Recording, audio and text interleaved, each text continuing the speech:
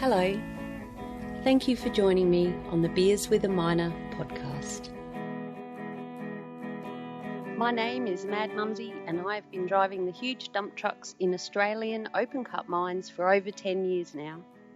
I wish I had $1 for everyone who said to me, "How does a little thing like you drive those big trucks?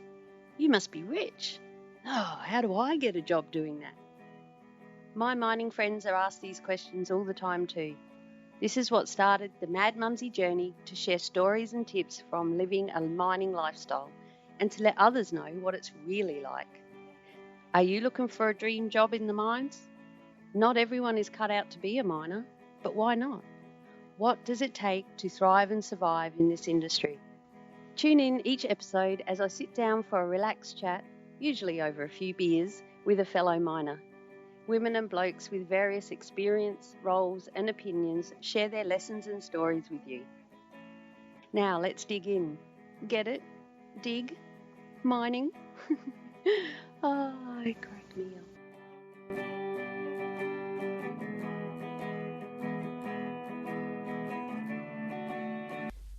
In this episode of Beers with a Miner, I chat with Karen, a lady in her 50s who had a dream to become a dump truck operator in the mines. Determined, focused and willing to do everything possible to make her dream a reality, she reached out to me, Mad Mumsy, looking for a mentor to help. An instant friendship began. I couldn't let the opportunity pass to share with you what we've been talking about. So in this podcast, you'll be able to listen in as we discuss and celebrate the small wins on her journey to becoming a dump truck operator. What steps did she take? What challenges did she have? How long did Karen keep persevering? You might be amazed. And what other stories unfolded as we digress slightly, as Mad Mumsy does, sharing thoughts on our mining lifestyle. I really enjoyed our chat. We were in my donga at camp. Sadly, there were no beers involved this time because I was heading out for night shift.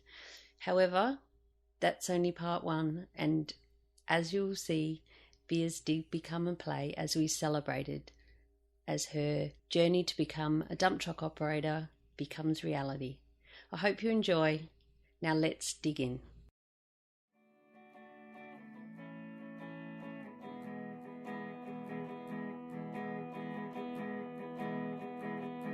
Okay, so here we are, Karen. We're going to speak today about your journey to becoming a dump truck operator, which is something that you have a big dream to become. And as all the listeners will hear, Karen has taken some extraordinary steps to make this a reality. So I guess, first of all, welcome, Karen. Thank you very much. Welcome to my humble donga in camp. Sadly, we don't actually have beers with us today because I have to go out for night shift. So yes. But this is a part of one podcast and you'll hear some more later. And we will, hopefully, fingers crossed, be definitely having a few beers to celebrate your new job as a dump truck operator, which is getting closer and closer as we speak. So I guess my first question to you is, why do you so desperately want the role as a dump truck operator? Very good question. It has been a bit of a journey, and I have been actually thinking about this in the last couple of days, and it's funny, I've watched TV or you'll see a video of a dump truck and you think, it just gives you butterflies in your tummy. You think, I want to conquer that. I think when I was younger, you went through the stage where you rode horses, motorbike. We had an old 3-wheel Mazda, the bomb that you went around the paddock in and all that sort of thing. Cool. And then, not that long ago, I was able to drive an excavator and things like that. And I think it's almost, and I've got my heavy rigid license, so it's almost like a progression. I want that challenge. I love driving. So I think that helps. Yes. I think so. Yeah, I'm fascinated. I want to know how it works, not totally mechanically, but I think I'm in awe of the machines, and I'm looking for the challenge, and I'd love to down the track even become a trainer. If that's possible. Awesome. I'm sure you will. Oh, thank you. We have spoken quite a bit lately, and you've definitely got trainer bones. So it's not, for you, it sounds like it's not just about the money, or would that be an added bonus? Because some people just want to do it for the money. That's all they see. Yeah, but I think that's changed over the years too, hasn't it, really? Especially the last year. Right, exactly, coal prices, etc. So I think it's become more, I don't know, it's also become a challenge to get that job. I really want it. I've worked so hard, gone down so many avenues to improve myself and to try and tick the boxes, I guess, to get there. And I just know that's what I want to do. And how long have you been ticking boxes to get your dream role? 6 years. 6 years. Mm-hmm. Wow, see, 6 years ago, it would have been all about the money for a lot of people. Well, it probably did start off that way when I think about it. It probably was about the money originally, and that just changed along the way. And also the fact that I have been working in the mining environment in different areas. I've learned about remote sites and, the safety and all the different aspects and how you get on with people and I like the lifestyle. So that's another added bonus as well, I believe. Yeah, no, that's good. Well, to me, we are starting to become great friends now, and I can tell that some people are cut out to be a dump truck operator or a miner in general, and others aren't. I've seen people come and go in my over a decade now of experience who, whether they fell into it or whether they chased it, they finally got it, and then they just can't do it for whatever reason. They can't hack the rosters. It's just a little bit all too overwhelming and scary. I had one young girl who probably early 20s, and I was hugging her in the truck and she was crying. She was just saying, I can't do this anymore. She just didn't like the hours. She couldn't cope with the hours. She couldn't cope with getting yelled at occasionally, and I'm not very good at that, as Mad Mumsy followers would know. It's all about controlling your emotions. But, you can cry in your truck, no one can see. And there's a lot of people who just don't realise how much goes into it. And then there's the whole safety thing, and, if you do something wrong, they yes, you can hurt someone, but they'll stand up in a meeting and basically threaten you with, you signed a bit of paper that said you know how to do that, and if you don't do it, you will go to jail. You could lose your house. It's not just about getting hurt. There's a lot to it. The opposite example of that, I guess, is people that have driven the heavy rigid licensed people, the semi-trailers on the highways. Yeah. And I had and road trains, etc. That's right. Probably at least two I can think of that came through, and they've been doing that for years, and they thought, it'd be good. It's, we're home a lot more than, say, they're interstate truck drivers, but they can pull up when they want when they're on the highway, and they can kick the tyres and check their ropes and, whenever they choose. Whereas out here, you get told when you're having crib and when you're not, and when to park up. Don't park up too early because, it's all production and stuff. So there's a lot of things like that people don't think of as well, and that's where Mad Mumsy brand comes into it. I want people to be aware of it, not just how to do it, but should you do it? Can you do it? Can you cope? Can your family cope? Anyway, this isn't about me. It's very interesting, because I guess I am lucky because of my housemate actually being in the industry as well. So I know, like yourself, what she's been through in the last 2 years of, bawling her eyes out. And, it's not just me. No. She has too. So, and she said it is tough, and, and you do get yelled at and all those sort of things, and you get grumpy, drivers and graders and things like that. But, she said you do have to toughen up, and that's right. But, she loves it, and she said same thing. She just feels that I'll be fine as well. And everyone has their down days and up days in every job. That's part of the challenge. I've been fortunate for the 7 years of my career, I worked two different jobs.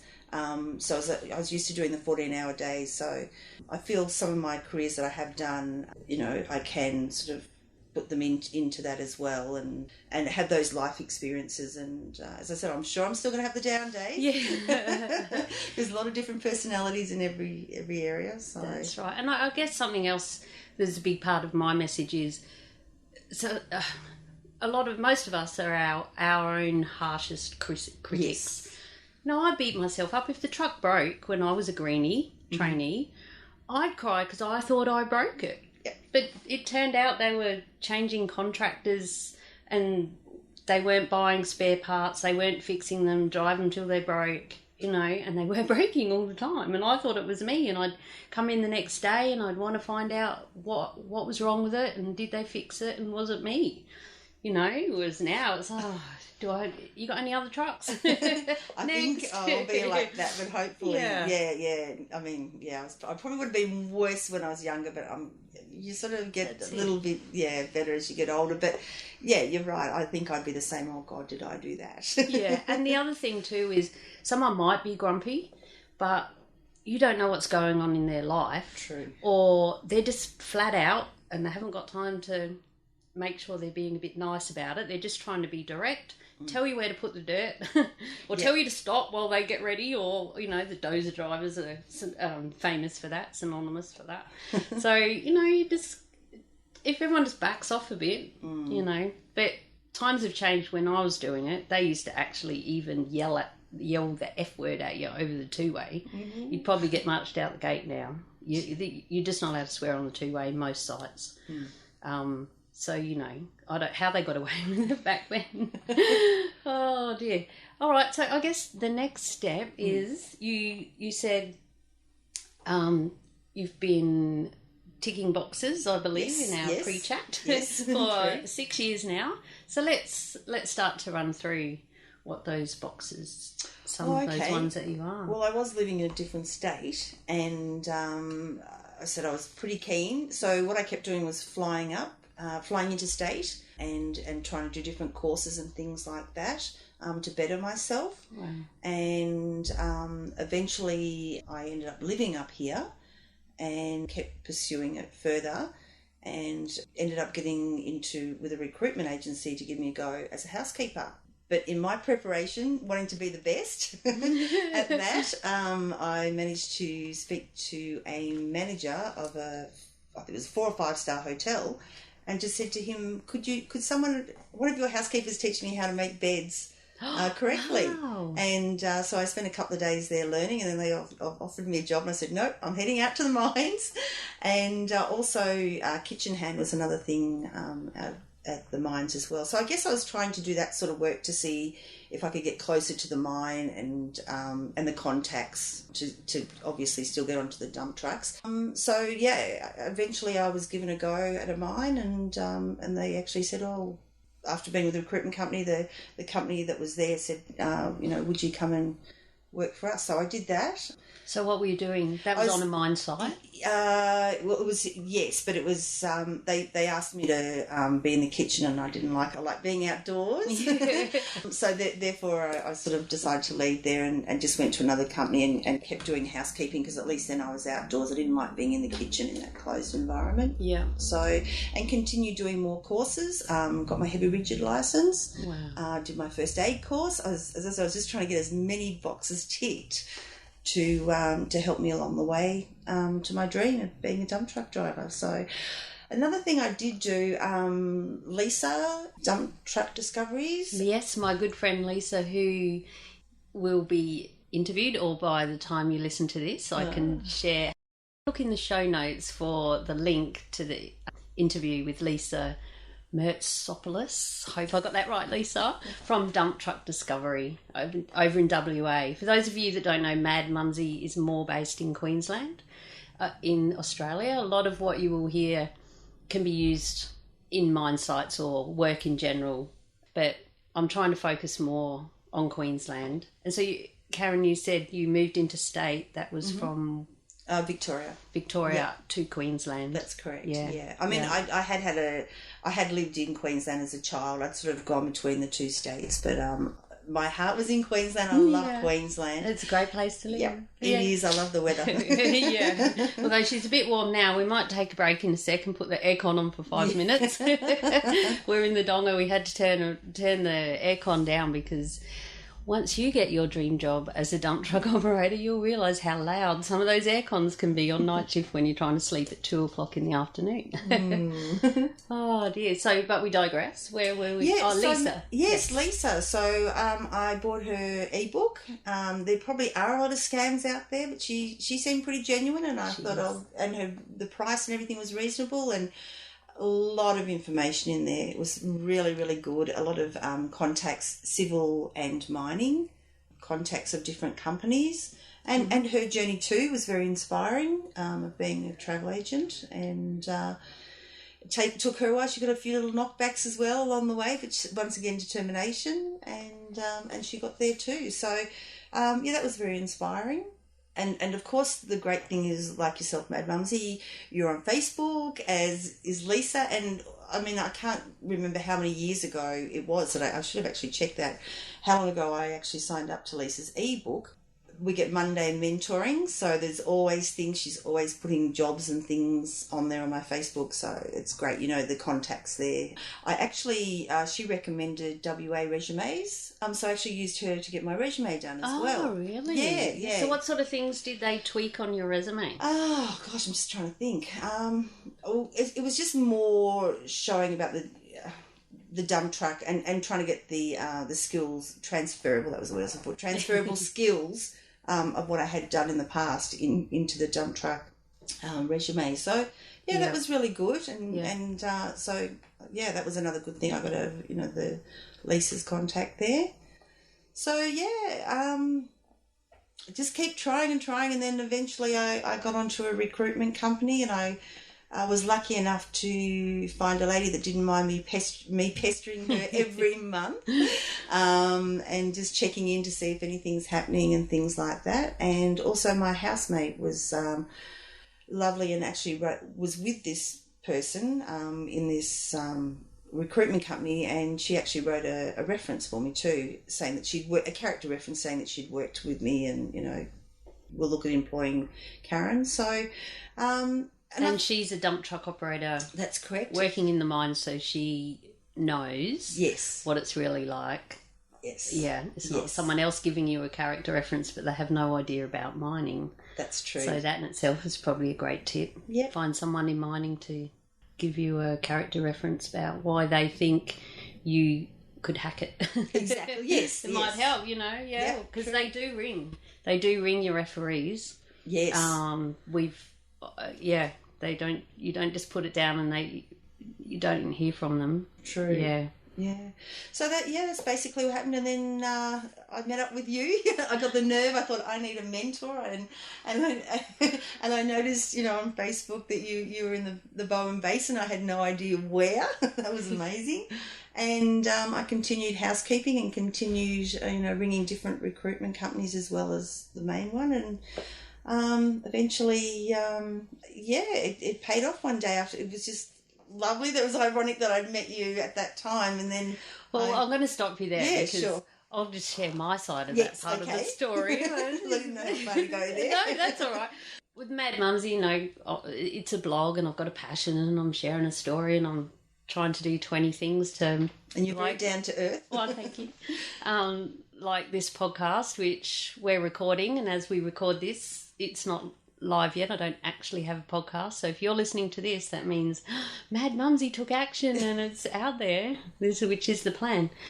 But I received a message through Facebook from a lady called Karen asking if I would mind mentoring her to help her get a job as a dump truck operator, and I literally screamed. I'm like, oh no, me, really? And then I was like, okay, and I kind of put this other hat on that I didn't even really know existed. So thank you, Karen. You've really inspired me to keep going with my message. And then we messaged back you sent me your resume and I had a look, and Yep. and then eventually, because I had quite a few things happening at that time as life gets in the way, I was going to the Writers' Festival. That's correct. In Early yes. Beach. You know, that's tough. Someone's got to do it.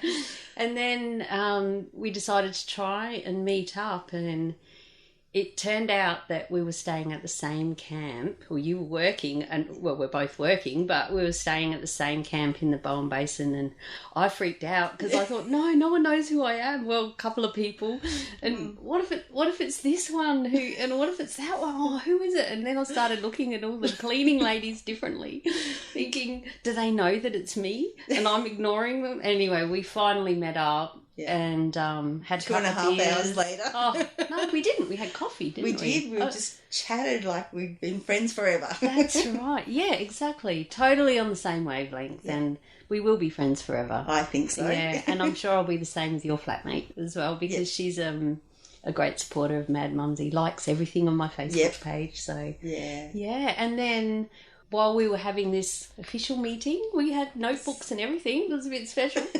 And one of my main tips was networking, and while you're out here talking to everyone, and go up the pub and have a drink and talk to different people and ask them what they do here. And, anyway, in walked this fella and I started it. I said, so what do you do here? And well, about an hour after that, and he was about to go, and I said, well, because that's right, he thought he might have been able to have an opportunity for you in a contracting role that he was about to go and start. That's correct, yeah. Yeah, and you were just about to let him go. And I'm like, well, I think we need to at least exchange a phone number here. And the energy going on between these two was great as well. But we won't go into that. That's another story. That's another podcast. Yeah, that's in part 2. But it really brought home that point to seize the opportunity, because he very well may have got you that job. It didn't turn out. And then it was only a few days after that did you ring me or send me a message? Oh my God. I did. I got a phone call from the recruitment agency. No, I rang my recruitment agency, and she had received an email probably an hour and a half before I rang her, saying they needed some trainee dump truck operators. So it was just amazing. It just all fell into place. So I'm currently going through the process at the moment of each level. So I've got through level 1. Which was? These psych tests, I'm just trying to think what they call it, psychometric, I think that might be right. Yes. Yep. Testing, and that was, I failed, I don't think I did well, and stressed myself out.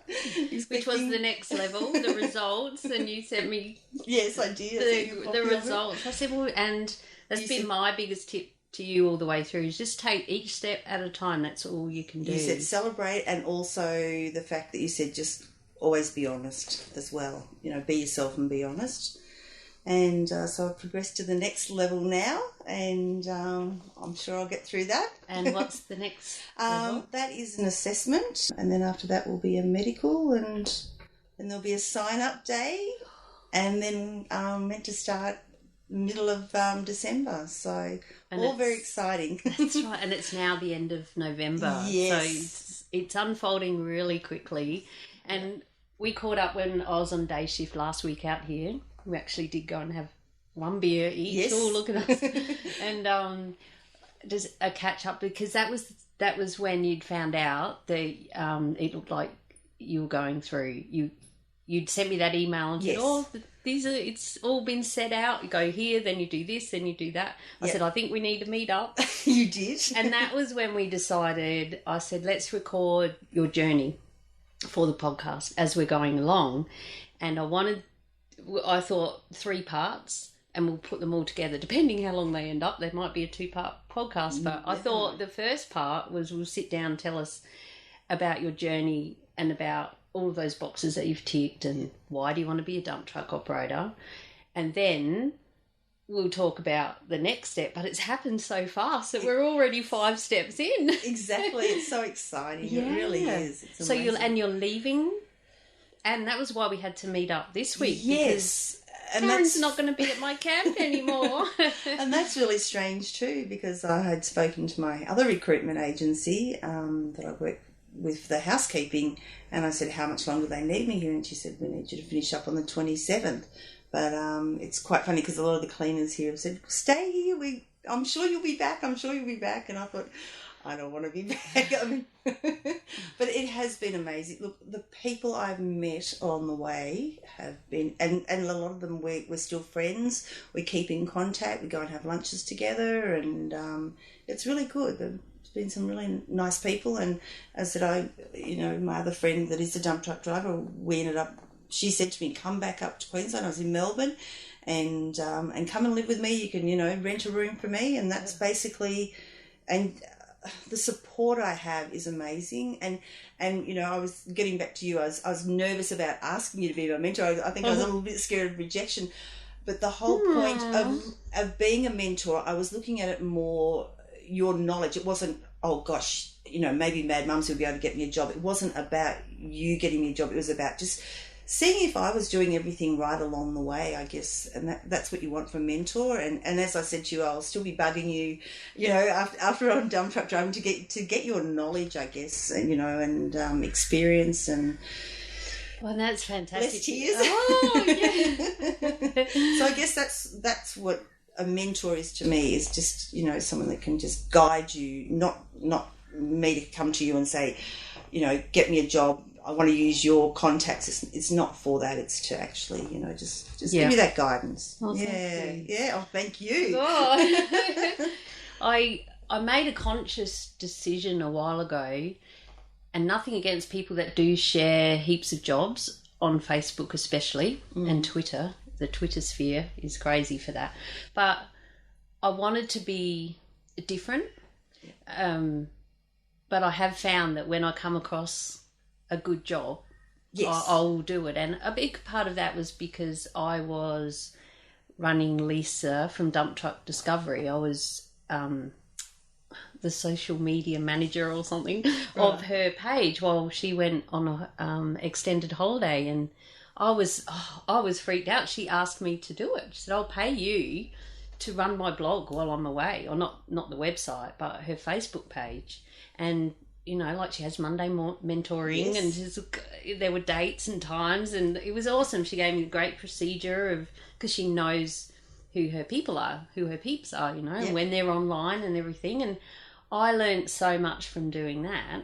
And it was also, I had to sign up for all the job agencies to get the alerts, yes, so that I could share them with Lisa's tribe. And so I still get them, and then I'll share a lot of what Lisa does at Dump Truck Discovery as well. So I'm trying to find that balance between job sharing, but more because I'm a bit of an old hippie. But you're a storyteller, but they're based on facts. And as I said,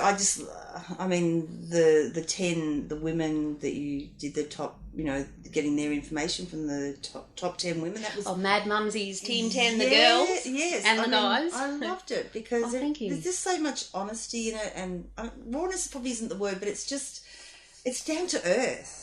And I think maybe that's what you're talking about from your hippie side as well. That's, a bit like KISS, keep it simple, stupid. It's, it's easy to read, and, it's great. Well, I'll add a link to that in the show notes if you haven't downloaded that. It's just a simple PDF, which wasn't quite simple actually, because I'm a bit of a techno geek as well, so I don't have any VAs as we're recording this, but yeah, it did take me a while to get that simple PDF to actually work. But I know quite a few awesome women in mining, and well, in general, but in mining, and so that's what started that. And as we speak, I'm also doing Team 10, the guys, where I asked the same question. Yes. Yeah. So the first question was, what does it take to thrive and survive in a male-dominated role? So it's pointed directly at women, how to handle or, working and experiences that other women have had in that mining environment. And not just mining. My sister has done a lot in construction as well. And I got my accountant, who's never worked in the mines, but she does all our taxes. And so, you know, Mad Mumsy, mind, body, spirit and money in mining is kind of my go-to words. And yeah, so it was interesting to hear the similarities and the different journeys of the women. And then I added my little comments in there. My mum as well, because she started as cleaner, ended up as a laboratory supervisor. Wow. Retired now, and she had some great information because she was doing it back in the early 80s, I think we worked out. And times have changed so much since then. And yeah, she was quite horrified that I put in her 70s. She said, "Do you have to put that in there? Can't you change that?" And I was like, "Oh no, because it shows that it was a long time ago and that, you know, she's come around." Exactly. Love you, Mum. Yeah, so I'll add a link to that in the show notes. But that's the thing, you just meet so many people and you learn from them all, and that's what a lot of their tips were. Once you do get a start, and we'll continue this conversation once you do get a start, which is going to be soon. I know. Yeah, and just listen and take everything in, and you don't have to do what everyone says. I mean, you think about it. Sign up day is the 7th of December. I mean, that's not very far away.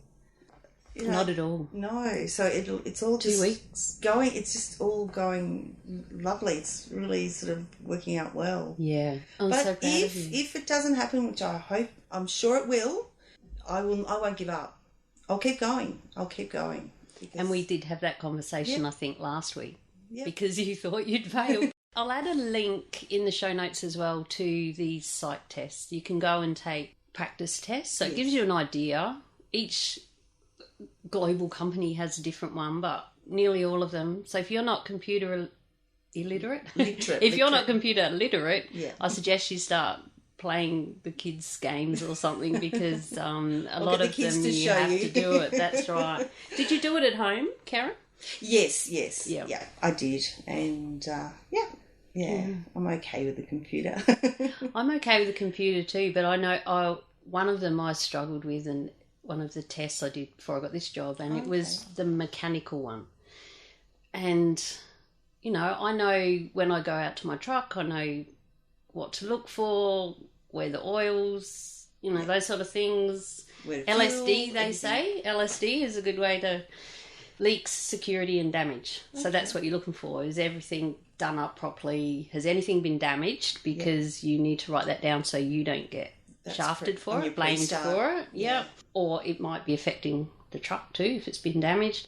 So, and leaks, security, everything done up and damaged. My big thing has always been about wanting to become the best operator I can. I want to put my truck exactly where I want it to go. Yes. And, you know, we all have our moments, and there's been times I'm totally in the wrong spot, or the mirrors, and, you know, like you can come across 20 different reasons why you didn't get it there.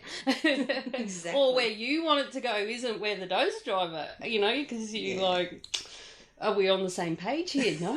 Oh, okay. Or under the shovel or whatever. Yeah. But, so this test that I had to do was more like an engineer's test in my mind. It was levers and pulleys and gears and if the cog goes this way, but which lever will move? That cog there, and then the smaller cog would make it go faster and bigger, and to the left, to the right, and and the good thing is they're multiple choice. Okay. And to be honest, by the end I was pretty much guessing because I'd lost all my confidence. And I did. It took a bit, but I followed it up to find out my results, because I didn't think I did well, and I didn't get that job. And I put it down to messing up that test. And they said they don't usually give it out. But about a month later, I got a follow-up call, and I said, you know, you should give people feedback, because how am I going to improve? I did the pre-test and got them all right. And then when it came to the 40-minute actual test, there were heaps of things in there. I was just like, not my department. I don't have to fix the truck. Knowledge. No, exactly. No, I have to not break it and stuff. Know how to fuel it. That's it. Things like that. And if you're a trainer, you know, some trainers, they tell you every single in and out and this and that, and my eyes do tend to glaze over when it comes to those sort of things. anyway, that's another whole show. Note to self. Yes, exactly. Yeah. But I know what you mean. It's like when I learnt the excavator and, that sort of machinery, I wanted to know about the grease nipples, and I wanted to know, how to check the filter, because to me that's all part of your pre-start. And you want to feel confident that you can do that. That's right, yeah. And it's part of the mechanics. I mean, it's probably basic stuff, but you still want to know how those things work. So. And also it's a safety thing. Yes. You want to know when you get in that truck that you have done your pre-start works and checked and those it things. will stop and it will steer. They're the two main things, yes. steering and brakes. Yes. Yes. If any of those are looking a bit dodgy, don't. Unless the water cart's been along and you end up slipping and sliding. Oh yeah, there's plenty of other things. Yeah, but as far as that, I remember once there was a truck and it was night shift. We turned up, the truck I was allocated was broken down in the strip somewhere. And I was at the crew park. They called up and said, right, that truck's right to go. And I got down there and it had blown a steering hose. So when you blow a steering hose, you've got no steering. And Is it air? Is it an air? Hydraulic. Usually this one was a hydraulic steering hose. They're quite big. Right. And if they blow, you've got a little bit of steering. It depends what sort of truck and everything, but you've got a little bit, and that's why we have the big bums everywhere. Yeah. Big piles of dirt to stop us when things go wrong. Yep. And they're the sort of pictures that you see on the internet all the time, trucks up sideways. But that might have stopped you going nearly a kilometre down or whatever, so as long as they're built right. Anyway. So this truck was in a weird position in an intersection that had blocked up basically 3 dig units. Jeez. So this truck needed to get fixed straight away. So I got in it. Yeah, it's good to go and get in your truck. So I got in, I took off, and I'm trying to go around the corner, and it was going the other direction. I'm like, this isn't right. And I only had, because it was basically like a T intersection, but at each part had big bums in between. I was just like, this isn't right. Anyway, it turned out that it had happened just on shift change. The fitter had taken the old steering hose off and hung it on the truck. Mm-hmm. They told them when they did their shift change, they brought the new steering hose out, they replaced it all and everything, but they did the wrong one. So they fixed the good one and the broken one was still buggered, and I'm trying to drive it. Lucky it was flat. Oh, geez. I'm like, this truck won't go to the right. Yeah, you're losing your power steering. You're driving in your car. Yeah, exactly. Yeah, that's what you feel like. And so the supervisor called me. You got that truck out of the way? And they went, well, actually, no. It won't behave. What do you mean? Oh yeah. So some things you can't see. They're just going to happen. That's where they're the sort of things that some people go, that sounds a bit scary.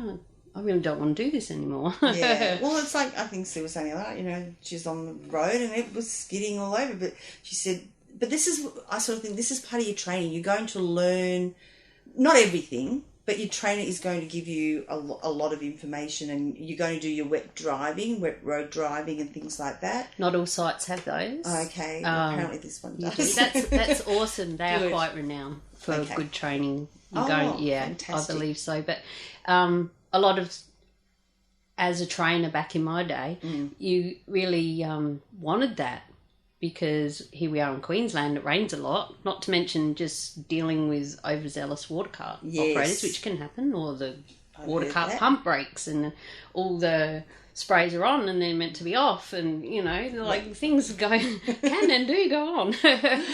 Or it rains and it's a bit scary being in a truck and it's it's really wet, and the scarier part is when you're the one loaded going up a ramp and there's a truck coming down the ramp doing going round and round, and it's like, get it together. But a lot of places won't do wet weather because it's hard on the tyres.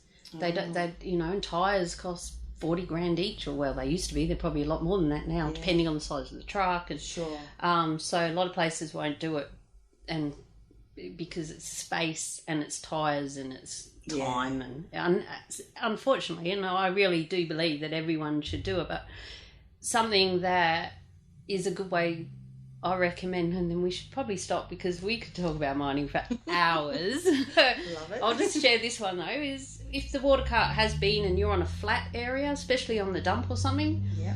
you're not, which you will see sometimes, doing purposeful skids because, you know, that's not good for the tyres either, but it's good just to have a little feel of what the truck's going to do. Okay. Just let See it what slightly traction move. there is or not. Yep, even because you've got to turn a corner when you're doing your turn up at the dump to, Okay. you know, or wherever, just to, okay, yep, just get that little feel of it. Yeah. These are the sort of things that will come with experience. yes, and that we'll talk about once you're in there. And Yes. and different trainers say different things. Some really, I don't think you'll get this, but there are some that just want to sleep in the seat next to you. Yeah. Okay. But especially if they're training someone who they know is competent. They've been a doing bit it more for years, competent. but they've actually got to go and get passed out on this truck, on this site.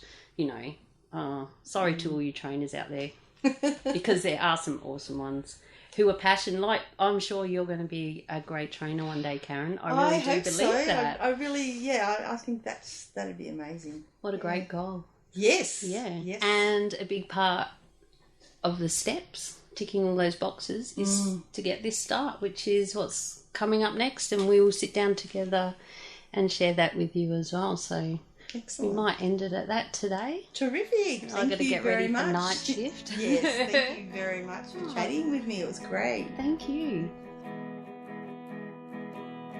Here we are, back in my humble donga with Karen. This is part 2 of our previous interview, where we talked about Karen's steps on her dream for a dump truck operator job. Welcome, Karen. Thank you very much, Mad Mumsy. It's nice to be back again. Oh, it is. And this time we have news. Please do share. Well, first of all, I think we should crack a beer. Why are we cracking a beer? Yep. Karen, ready? On 3. 1, 2, 3. Cheers. Cheers. Yes, we have great news at last. I've gone through some steps with an assessment and my medical and all clear. So the time is coming where I will be in training, sign the traineeship papers. So at last, we can enjoy the beer. Oh, yes, let's have a drink on that. Cheers. Cheers to you. This is my first Beers with the Miner interview, and you are now officially a miner. In the club. Yeah, so you have a start date. Yes, I do. The 16th of December. So very exciting. And as we record this, it's the 9th of December. 8th. 8th. I've been a day ahead all week on all my notes. Have you daylight savings on? Oh, yeah, maybe. In other some states. excuse. Yeah, so that's fantastic news. And the journey from last time we spoke, you had a few more steps to take. Would you like to share those with us? Yes, I did have a few more. So at that stage, I think I'd done an online test. That's right. And that had gone okay. It was a bit nerve-wracking because I didn't hear from my recruitment agency over the weekend, and then Tuesday I found out. By that time I was nearly climbing the wall thinking I'd failed, but obviously, stressing. And You did send me a couple of texts. Yes. I said it's okay, Yes. and office people go home early, and Exactly. And then the next step was to have an assessment, which was like a team building right. exercise, and we were watched, I guess you'd call it like a panel, were watching us in the background to see how we went. And then we had an interview with the recruitment agency as well. And once again, sleepless nights, a sleepless night. And I think you went through every emotion with me, you poor thing, as a mentor. Yeah, I do recall one text session, and I said, just sleep easy tonight. It And will you be said you fine. You'll wouldn't. find out tomorrow. And then the next test, I said, but I won't sleep. Exactly. So I didn't get the answer on that one until not the end of the day, but actually just before midday the next day. So Wow. and then after that it was the medical, and all clear, and got the answer on the Friday afternoon. So Then went on the Monday and had my sign-up day with the apprenticeship board or traineeship board, so that was very exciting. Yeah. And ordered my shirts for the mine. So that was just fantastic, and I still am pinching myself, but very exciting news. Oh, absolutely. And especially in this current climate, as we speak, it's the end of 2015 and the resources industry in Australia is bottoming out big time, going below bottom, if there's such a thing. Yeah. People are still getting put off, and this mine are hiring new people, so that's really that's a good sign. It is. Yeah. Yeah. And gives me some heart to continue. I thought, oh, here I am starting this journey with Mad Mumsy right when no one's hiring any new people. And then along come Karen. So, Karen, can you tell us about the team building exercise? What did that involve? Okay, well, so starting at the beginning, we just got some information. We're congratulated basically on getting to that level, which was great. And basically, it was about seeing if we could work together as a team. And it was, I mean, I'm sure they have all different exercises each time. One was getting cups and placing them on top of each other with, one at the top. And it was planning and I guess looking at safety issues as well to see if the safety issues could be recorded, what PPE you'd use and things like that, and just being watched the whole time to see what we were doing if we were working as a team. So that was really good, and then and we passed, and I actually timed it as well. And then the next thing was we were given a scenario about an aeroplane crashing in Brazil. And if we were stranded and what resources we would use, we had to pick certain items and then explain why we chose that item as a survival item. And once again, we were just being monitored and checking how we went. Another thing that we were asked also was if there was someone we could be for the day, who would it be and why we chose that person. So, yeah, it was just very interesting. Obviously, there's all psychology behind it and why they do those sort of things. And then we had an interview. I'm sorry, I have to interrupt. Yes. Because I'm sure you, dear listener, want to know who you chose to be. Now, you don't have to share. It was very interesting because I don't know why this person popped into my head, because when I thought about it further, this person probably was entrepreneurial. And a male, and I can't believe I picked a male over a female. Yeah, so I thought I would have picked someone like that. But I actually picked Richard Branson. And if you think about it, he's kind of very much into carbon footprints and things like that. But I didn't, it was more about his entrepreneurial things and his safety with Virgin Airlines, and I had flown them. So his innovation, I think I was looking at more that sort of thing, and having a go at things. Oh, definitely. Yeah, he's so known for that. Exactly. Yeah. And as I said, I don't know where it came from, but that's who I chose. So, yeah, obviously went okay because I've got the job. You got the job. Oh, yay. That's the main thing. Okay, so what about the medical? Was it what you expected? Have you had other medicals before? I have had other medicals. It was basically the same as doing another Standard 11, your cold board medical. No, sorry, not my Standard 11. That's cold board medical. It's the same sort of thing. And there's a number for that? Yeah, it's 4, isn't it? Is it a C4? What is it? Section 4. Section 4. Yes. Section 4 for all of those. It used to be called your black coal medical. Yes. Then it was your cold board medical, I believe. And now it's a Section 4. It sounds like something that would put you into the asylum factory. Or a law. It kind of does, doesn't it? Exactly. Yeah, so they just test your eyesight and you go in the little booth and have your hearing tested. And how does that happen for anyone that hasn't had their ears tested before? What's involved with that? You sit in a little booth with the headphones on and you listen for the noises, and when you hear the noise, you click the button, you put a little buzzer in, you just put your thumb on that. And push it. And sometimes you think, did I hear something? Because it gets quieter and quieter, and then there's different tones and pitches, and you think, oh, is that a noise? I'm not sure. Exactly. So, it can be true. Yeah, and then also you have to, your lung capacity to see if you reach a certain line on that. And you have to do a urine test with the nurse in the room. Oh, true. Yeah.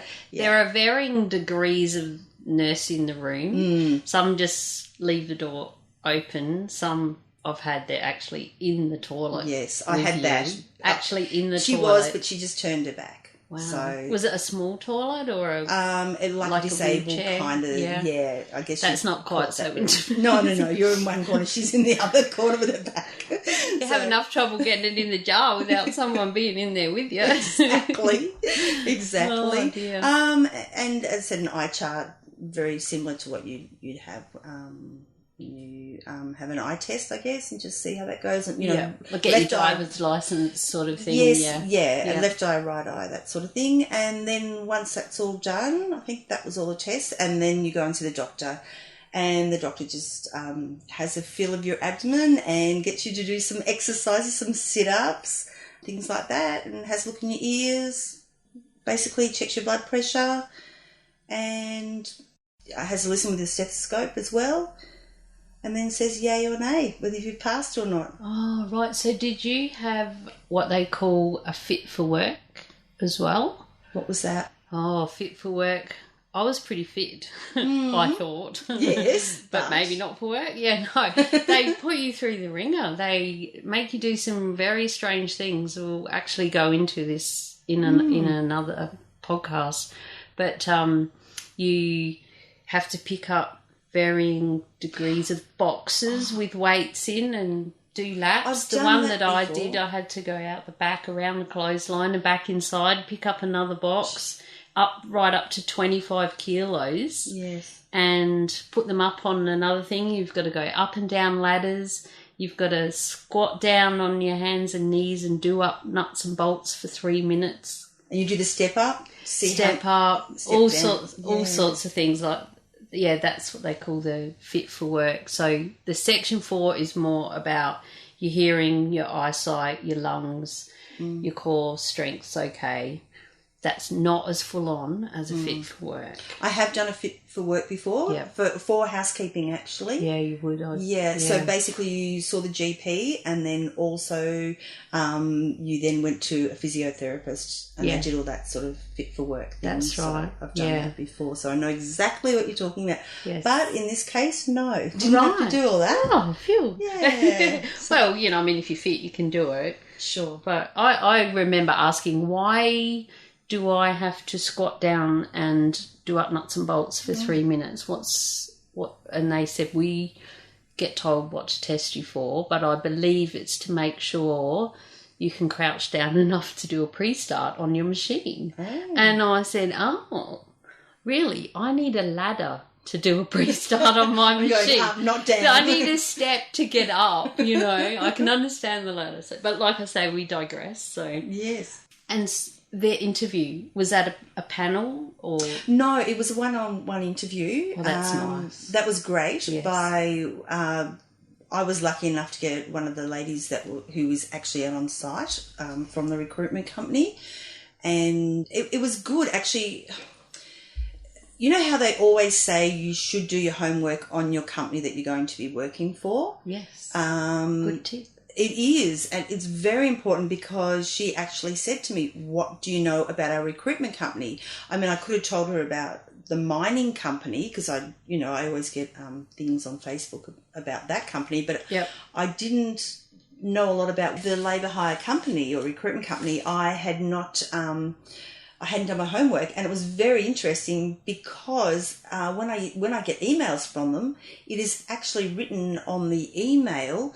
They were whatever rating of recruitment company in the world, what number they are in the world out of 100. Yeah. Was it very high up? Or? Yeah, in the 70s. Wow. Out of the world. Yeah, I think that's pretty good. Yeah, and it also has on there all the different awards they've won and the years they've won them. Oh, wow. So did that make you feel better? Yeah, but I sort of thought, why didn't I take note of this?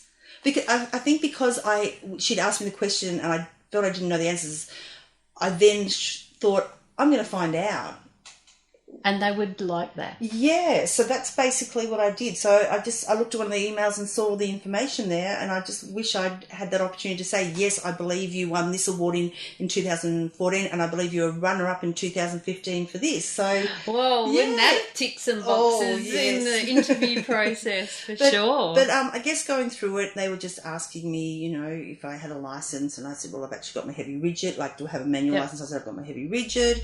Why do you want to do the job? I guess it's an important question, which I've actually mentioned on here. Yes, we practiced. Yes, we did on here, for the world to hear. Exactly. And it's really good because as she's going through, she's going perfect. And I'm thinking, is she just saying this, or is it what she's wanted to hear? Yeah. So obviously, it was okay. So the interview went well. So that was another good thing. That's awesome. It's nice to come out of an interview feeling good.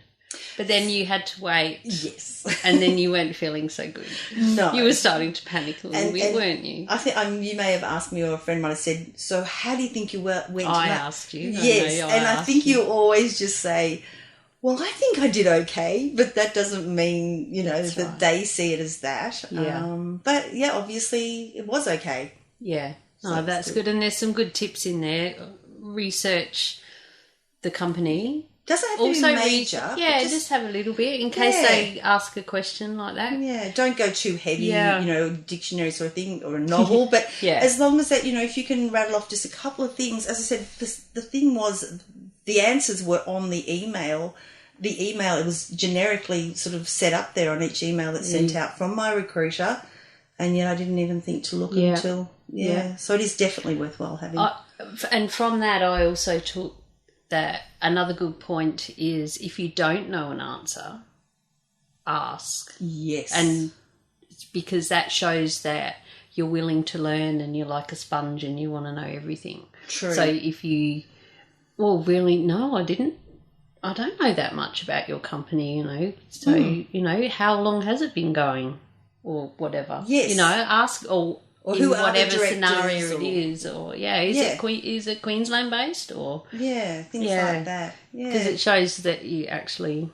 I did care a little bit. I did say to the interviewer though, I do get alerts for jobs, and I do I do go into the website and have a look. So she at least knew I was doing that, but And let's face it, how many people would rattle off how many awards they'd won?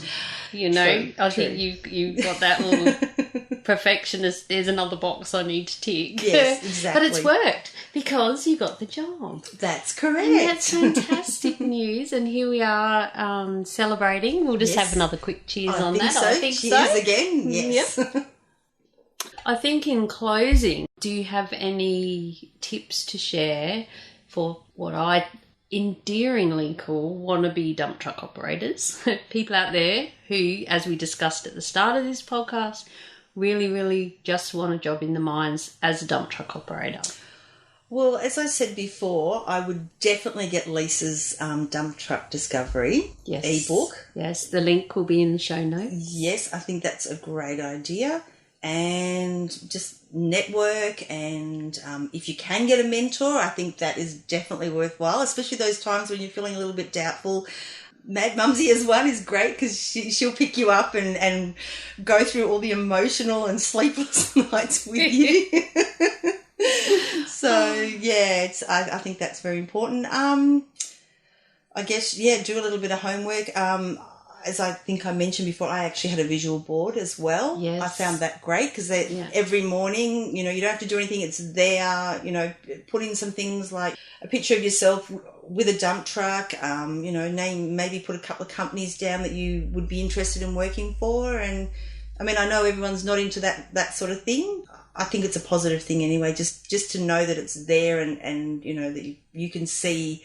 It keeps you focused as well. If you're feeling a little bit lost, you can go, no, there's the picture. That's what I want. And you're telling the universe exactly what you want. They don't have to guess. Yes. The angels don't like to guess. Yes, that's a true. little bit woo-woo, but that's how Mad Mumsy is. So congratulations. Thank you. And thank you so much for joining me in my donga. And we are having beers because not only did Karen get a job as a dump truck operator, but I have finished my shift. Yes, yay. and I've done my 5 days and I'm on break, so I can have a couple of beers in my room and I'll head off in the morning. Yeah. So, just to add a little bit more, I guess the the downside is you've got to sacrifice with things. Christmas is coming up. And sadly, I won't be able to spend it with my family. But at the same time, they know how hard and what a journey it's been. And they understand that. I mean, they'll be getting parcels for Christmas, so I'm sure they'll enjoy that of opening them. But they know that, when I have my roster days off, I can be with them. So, yeah, I think that's you've got to be willing to sacrifice situations Definitely. like that. A huge part of the mining lifestyle is you miss out on a lot of things. And if you head to Mad Mumsy website, you can read lots of things all about that. Yeah. But you also get a lot, and most mines, at least here in Queensland, which is where Mad Mumsy is based, are even time roster. So yes, we work long hours and we work for a week at a time or 5 days or whatever, but we also get a week off for 5 days. Yes. So make the most of your time off and with the family, and then when you come out to work, bring a little bit of the family with you. True. And it's really good. I'll just mention this and then we'll close off because we're coming up to our time limit. The amount of times that I see, especially guys, sitting in their room or they're walking around and they're on FaceTime and you can hear, I love you, Daddy. And I'm always like, oh, it's Or so Skype. cute. Yeah, FaceTime or Skype. That's right. And, So lovely. It depends where you are, whether you've got service and everything. But we're lucky here. We got a new tower. So yeah, and that's the joy of technology, the positive of technology, that you can keep in contact. That's and see it. each other. And little things like I wrote about as well. Bring a picture of the family with you. Bring a teddy. Yeah, bring a teddy. Because if your son knows that you've taken a piece of him with him, oh, this is my favourite teddy, Daddy or Mummy, take it with you out to work. And they, it's little things and they add up. Yes, you're away from family, but there are ways around it. So it's worth it, I believe, for a great lifestyle. I think you're right. And also, as I have been housekeeping and I do see a lot of rooms and those sort of things, you do see pictures in the rooms, and it's so lovely to walk in and see that, or you're the best dad, or happy Father's Day, and it's really touching. You just sort of, to see that, it's really lovely. That is lovely. Yeah. Oh, you bring a tear to my eye. We're supposed to be celebrating, and we are. Thank you, Karen. It's been wonderful. You. And we will catch up again. Karen will definitely be back on Beers with a Miner podcast as she continues her journey. I can't wait to hear all about how you felt when you first drove a truck. Oh, yeah. Yeah. So stay tuned to that one. I'll add links in the show notes. And until next time, thank you. And thank you for coming on my journey with me. Oh, we've only just started. True. We're getting a little bit along now, a bit further. But that's fantastic news. Thank you again. Thank you.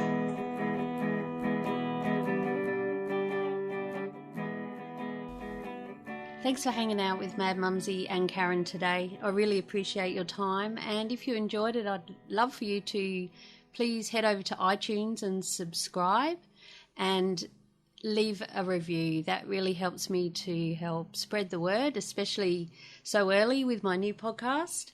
I'm very excited. I hope you are too. Thanks for joining in, and remember to head over to madmumsy.com/beers for more episodes and all the show notes. Thank you very much. Stay safe, be real, be special. Until next time, cheers.